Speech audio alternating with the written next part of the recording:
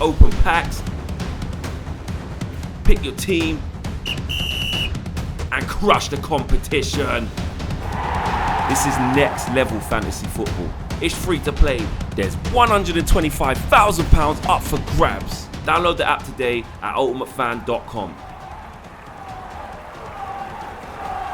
Hello, welcome back to another episode of the Ultimate Fan Fix, brought to you by Ultimate Fan in association with Castor. We're on the eve of England's knockout tie with Germany at Wembley on Tuesday evening. I'm Dominic Chapman. Joining me is my Ultimate Fan colleague, Tom Pearce. And once again, the Ultimate Fan England ambassador, Rory Jennings. Rory, it was a case of job done, I suppose, against the Czech Republic. Topping the group, which I think we all would have been very, very happy with, prior to the start of the tournament. Germany won't be an easy tie, but I suppose the Wembley advantage is sure to play into our favour with more fans in attendance, 45,000. 45,000 in there, yeah, I think that's huge as well. I don't think that we can overstate quite how significant that is. Like fans at a stadium, Wembley, England versus Germany, fans can be a deciding factor. I truly believe that fans have an impact on the result of football matches. I genuinely do believe that is the case. That's kind of a different debate, but if people suspend their criticism of that thought momentarily and just accept that I'm correct, even just to play devil's advocate and agree with me just to hear the rest of my point, I think that home advantage in this specific example, England versus Germany, fans haven't had a significant impact on football results for such a long time, which will make this one even bigger. I believe that the German side couldn't even train at Wembley. Have you seen that? Due to the rain, the torrential rain, that in fact, when I look out my window, is still coming down. I don't think Germany had the privilege of playing at Wembley last night, which is the way that these things generally go. So I think that fans in that stadium roaring England on, no real amount of away fans there. Germany not necessarily looking that good, looking vulnerable for sure. Not going into Wembley, not having the luxury of training there yet. I think this is all set up for an England victory. I feel like everything is moving in the right direction. Yeah, I think you only have to look at sort of like Hungary and Denmark when they were playing at home to like recognise that home advantage with fans does actually make a sort of big difference, doesn't it? Yeah. So Hungary as well, Tom. I thought Hungary performed so well, and I think a lot of that was down to the fact that they had such a tribal and huge home support. Yeah, definitely. So talking about Czech Republic last week, what did you make of sort of Bukayo Saka's and Jack Grealish's involvement? Do they start tomorrow? I think it's such a good question, and one that I genuinely don't have a definitive answer on. I go back and forth constantly because on one hand, Bukayo Saka was man of the match. Therefore, he should play. Football should be a meritocracy. If you've earned your place in the team, you deserve the opportunity to keep your place in the team. Dropping man of the match doesn't necessarily sit that comfortably with me.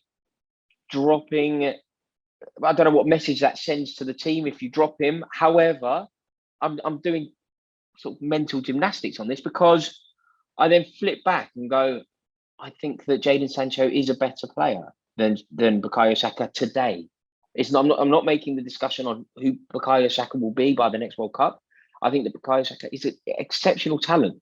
But in terms of what he is today, if you compare that to Jadon Sancho or Phil Foden, I feel like those two are better options. But Bukayo Saka was phenomenal in the previous match, and therefore I'm really deliberating over this, but I don't have an answer. I think it's a problem for Gareth Southgate. A blessing can also be a problem. It's a very good problem to have, but nonetheless, I do think it's a problem. Sorry to do this to you, Tom, but I don't know, and I'm going to therefore have to fling it back at you. What do you think?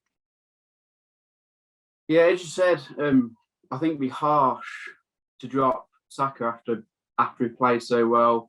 Does he go to a back five as well? Does he, sort of try and nullify Germany's wing backs, and then that means an extra attacker drops out?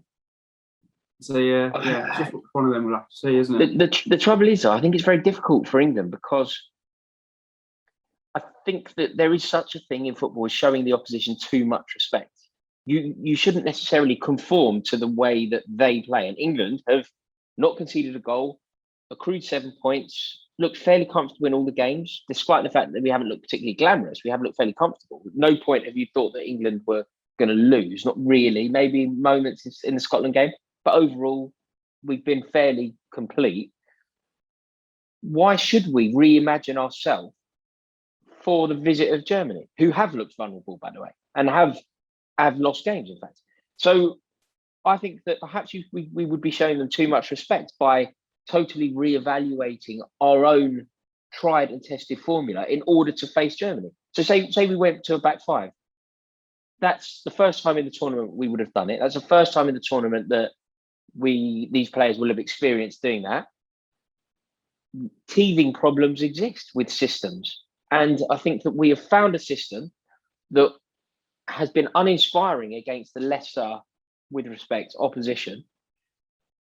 But that is a system that could benefit England now. So the fact that we have played with two defensive midfielders and a back four against Scotland and against the Czech Republic felt unambitious in that exact example. But maybe that benefits us because we have a lot of experience playing that way for when we end up playing Germany, who are going to be more expansive, going to be more of a threat. Well, we have a system now that doesn't concede goals. So let's persevere with it.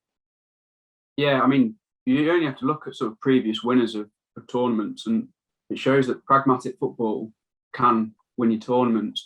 But when you look at this sort of German team, what do you think of their obvious strengths, weaknesses? And being a Chelsea fan, does Timo Werner sort of worry you or anything? No, Timo Werner doesn't worry anyone, surely. The only worry with Timo Werner is that he doesn't play. I mean, we're desperate for Timo Werner to start. In terms of what genuinely worries me, I think a front three, when you look at the ingenuity and pace of Gnabry, Kai Havertz, and Leroy Sané, if that were to be the selected three from Germany, that has the potential to give our back line a real problem because of the levels of pace involved. I don't think that England's back line, I think, is very good. But the one flaw that you could say about Harry Maguire, the one thing you could say about Luke Shaw, the one thing that you could even say about, it depends on who the right back will be, but of all of the qualities of our back line, I don't think anyone's standout quality is pace. Not one of our, certain defenders, they've made a career on being pacey. Aaron Wan-Bissaka, for example, is a very pacey defender, and even if people get away from him, he can recover. Even Kyle Walker, who is probably the swiftest among all of our defensive options, I don't think his main quality is pace. And therefore, Leroy Sané and Serge Gnabry is intimidating on a pacey front. But I think because of our two defensive midfielders, because of our decent back line, I think we could sit so deep that we can nullify that potentially. I don't think the answer is to bring in Tyrone Mings. I don't think the answer is to potentially bring in Reece James and tuck Kyle Walker. I don't want to do a back five.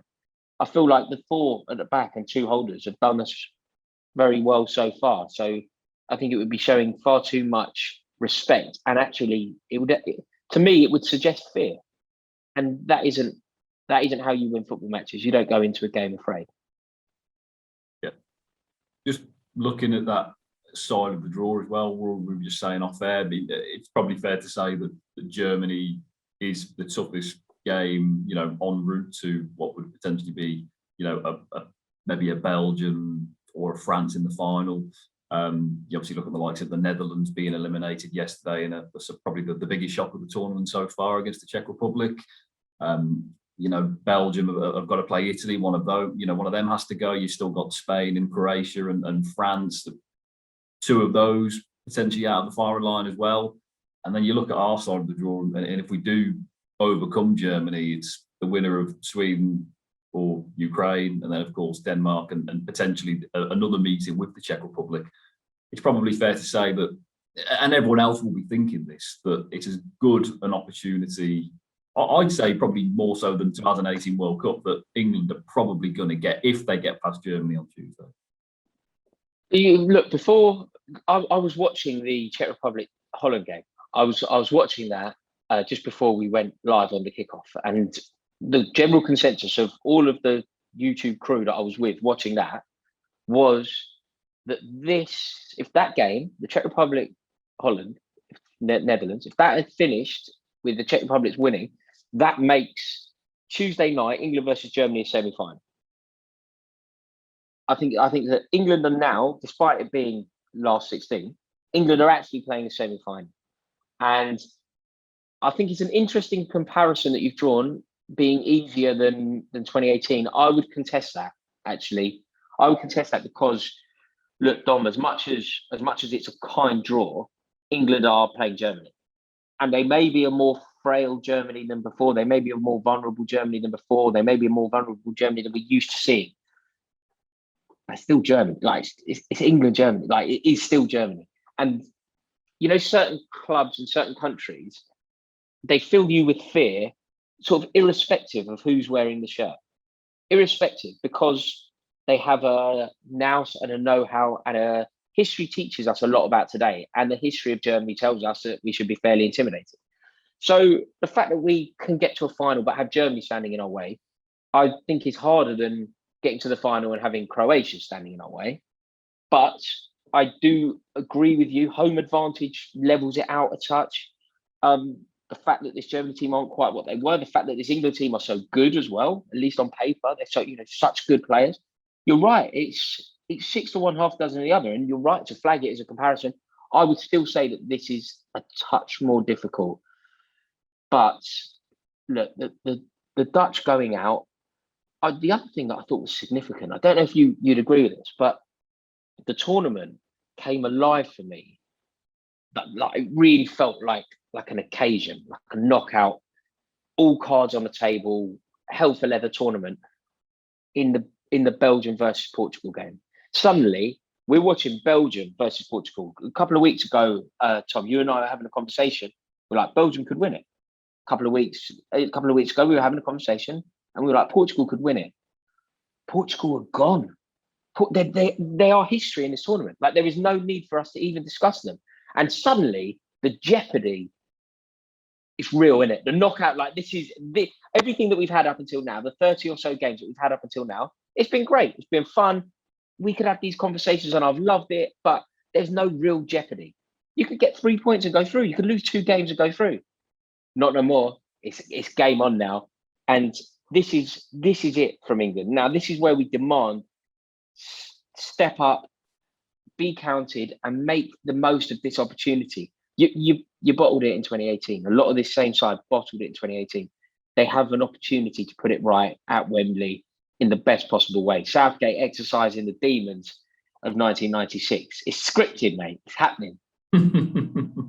Yeah, it's such a big game, and for me, it's probably the best sort of time to play Germany in the knockout sort of stage with how they're playing and everything.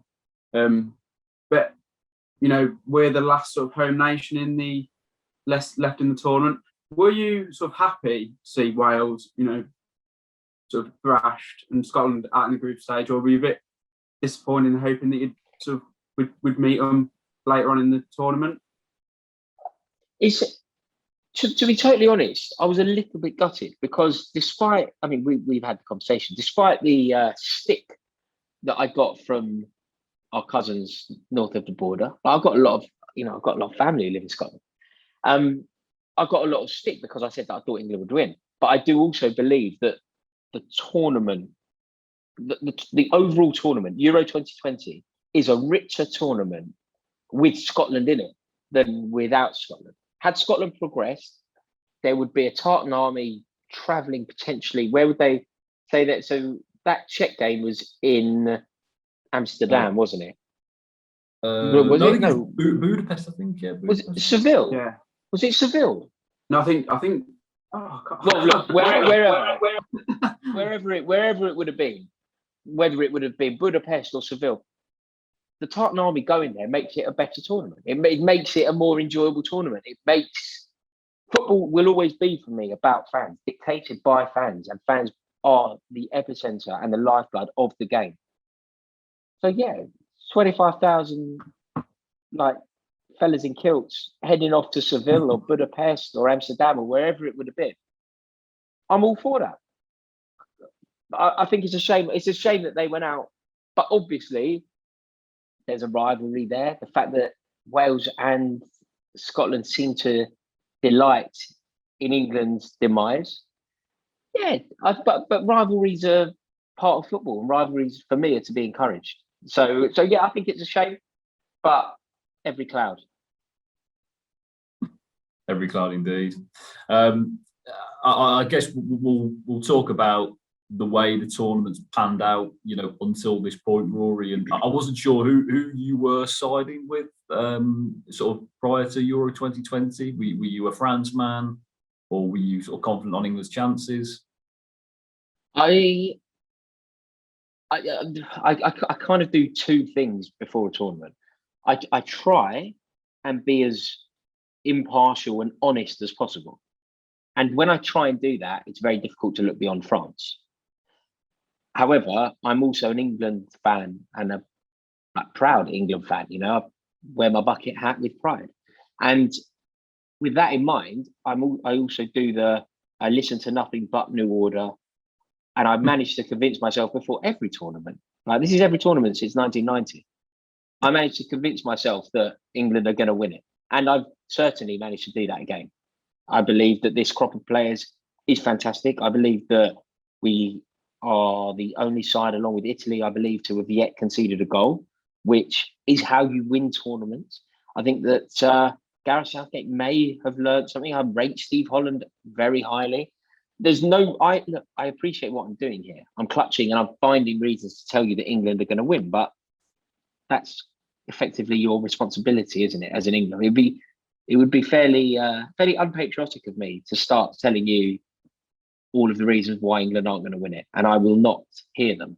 If you start exploring reasons why England aren't going to win the tournament, of which I concede there are many, I slam the laptop closed in a fit of rage. Well, that's that confirmed then. It's coming home, isn't it? So. It's coming home. There you go. It's coming home. I was going to throw one to you, not in any way tarnishing England's hopes, but I was, and I think, Tom, we were kind of the opinion that France would be tough to beat based on their World Cup exploits 3 years ago. They've only won one of their first 3 games, and 2 of the teams that they failed to beat have now been eliminated from the tournament. So over the border, across the English Channel, are there reasons for the alarm bells to slightly be ringing for France ahead of their game against Switzerland? I'd still expect them to win, but they've not been quite as rampant, I think, as most neutrals were expecting, have they? I think what we need to do, though, is explore the reasons there, Dom. So what you said is wicked, and I love the stats, but I'm not a huge fan of stats, generally speaking, because I think they can be very misleading and not tell the full story. And don't get me wrong, the stats that you've just told are music to my ears, and I'm probably going to tweet them out and present them as my own. I'm gonna steal your words and present them as my own. Sheer plagiarism. But if we explore it, firstly, France, when it really mattered, the opening game is when it really matters. They beat Germany. And at the time, that was a vulnerable Germany, and France, although they may have ridden their luck at times, France were good for the win. Germany then went on and bashed up Portugal. And suddenly, the France win over Germany looks way more impressive, right? Then it was the game against Hungary. And now we're back to my acknowledgement of fans in stadiums. So fans in stadiums affect the result, and I think that's what happened. The full stadium caught France slightly by surprise. Hungary performed very well, and they got a draw. Going into the final game, it was a dead rubber. France were through. It was effectively a dead rubber. I know there was like a mad system, but they were through, and a point was enough. So they got the point they needed. They didn't do more than that, but they got the point that they needed. Tonight is a slight test, but I don't think that we can enjoy the fact that there've been potentially some slightly uninspiring results for France, because the big one that they had to win was the opening day against Germany, and they won it. They haven't had to win anything since then. Playing in a full stadium is so difficult. And the Portugal game, they were through. So I think that generally France will be okay.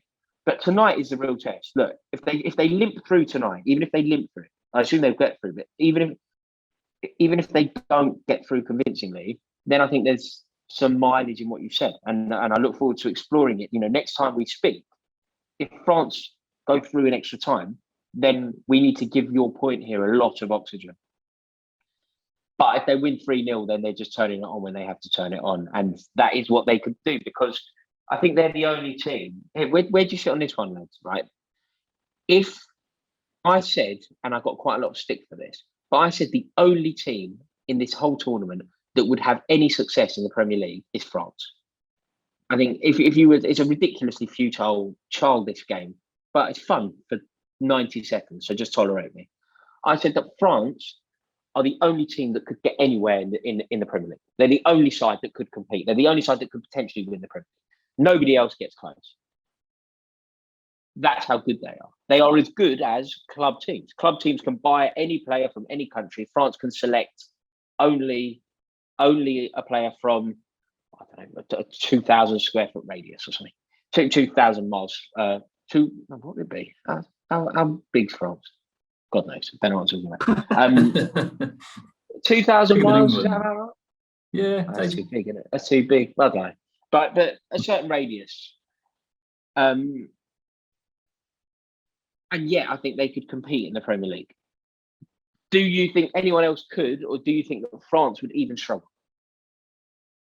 Yeah, I agree with that, because just they've got good, they're strong in depth, but I just think the way they play, they're tough to break down, but they also the sort of attacking talent that they've got in Mbappe, Griezmann, Benzema. It'll hurt any defense. And then when you've got Kante in the middle as well, who does the running of two midfielders, which then sort of allows Pogba to do his thing more. I completely agree. Like France are great, right? Like they haven't got. I don't think they've got a weak link. Like if you were to explore almost every team, so say you pick, I don't know, pick Spain. The Alvaro Morata is a real issue, real problem for Spain.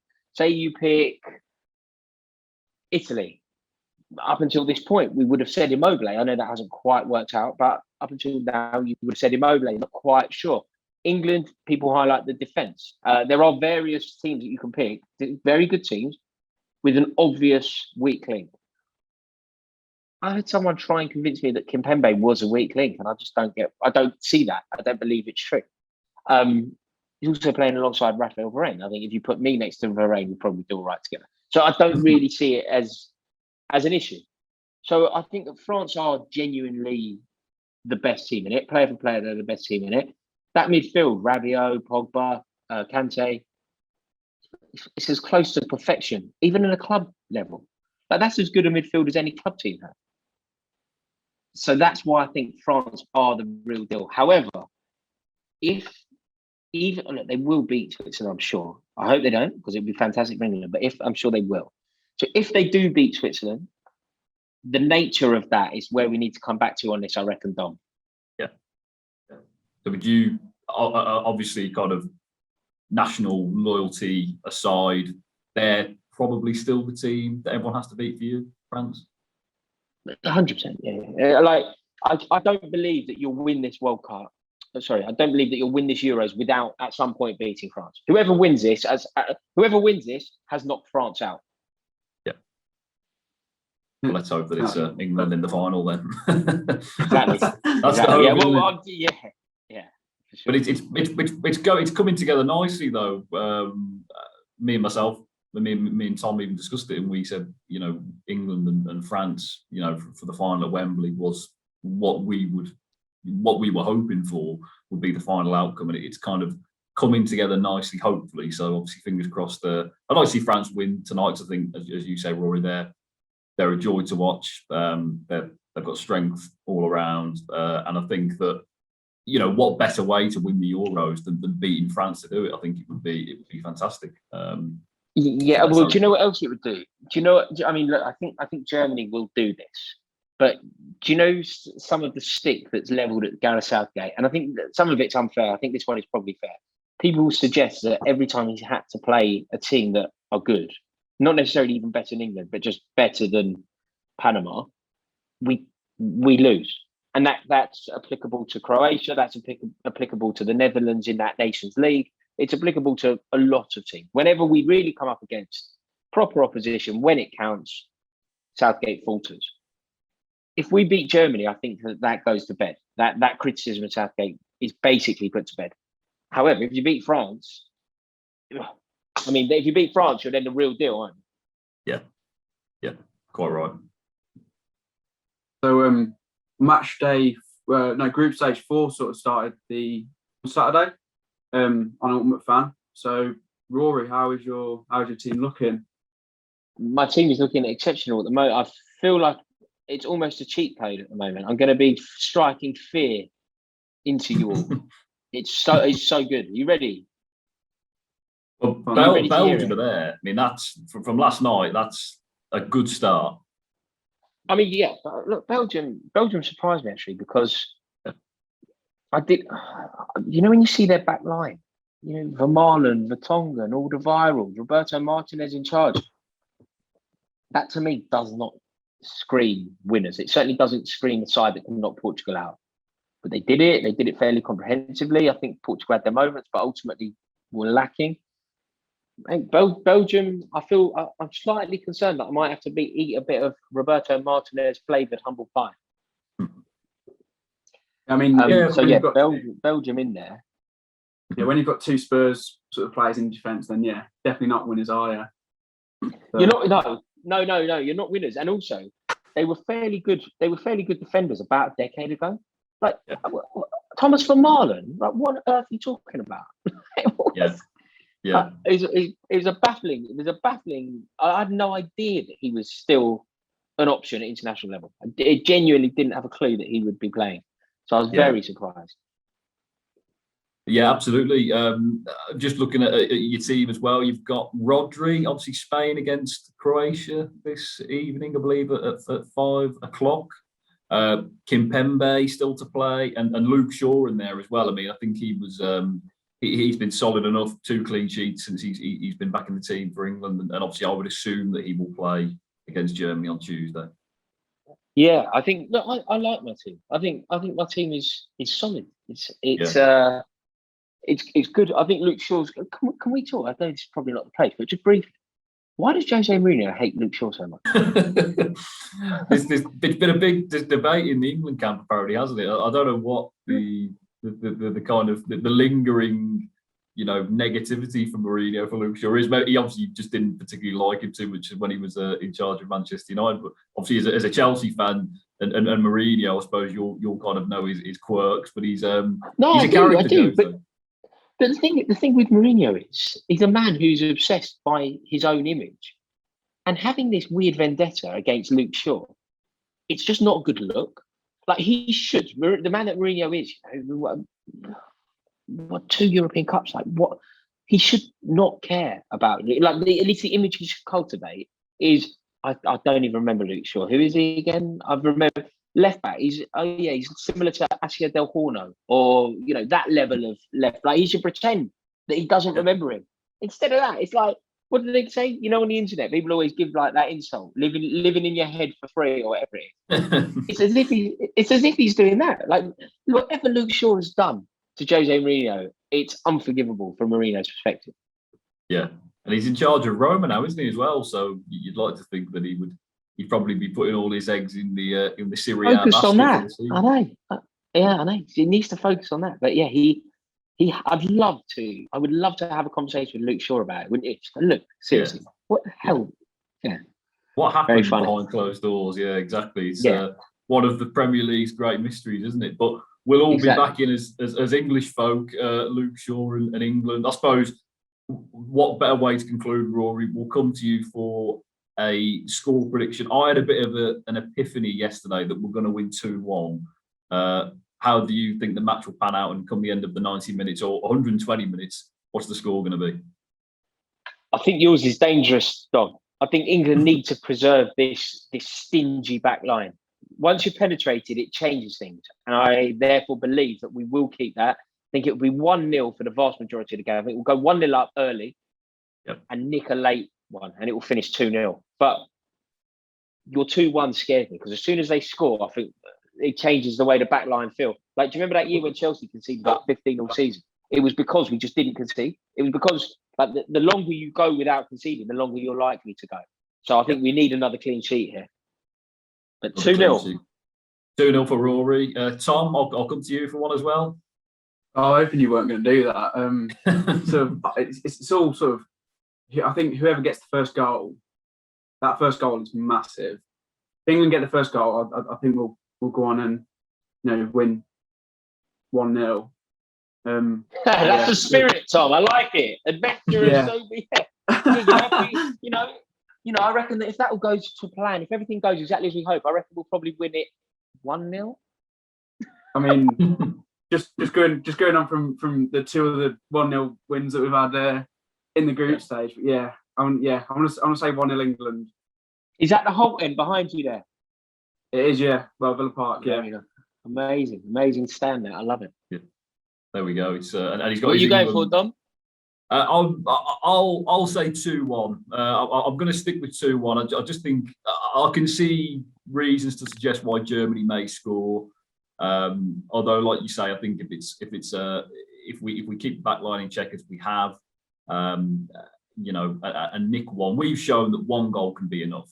And I think I like your kind of. We start strong. We always start quick. So I think we get an early goal and try and preserve that. Harry Kane's got to get on the score sheet, hasn't he? Yeah, I think Kane. I've got a feeling Kane's going to score. I've got a feeling in the back of my head that Kane's going to get a goal. So I think with our predictions, hopefully there's enough positivity there that Captain Fantastic will finally bag and get himself on the score sheet and up and running in Euro 2020. And hopefully the next time we speak, we'll be talking about England in the quarterfinal against either one of Ukraine or Sweden. Oh, can you imagine? I cannot wait. Lads, thank you so much. That is the hope. Rory, obviously, we really appreciate your time as ever, and we'll look forward to catching up with you next week. And obviously, enjoy the game tomorrow, and yourself, Tom, as well. Cheers. Lads, cheers.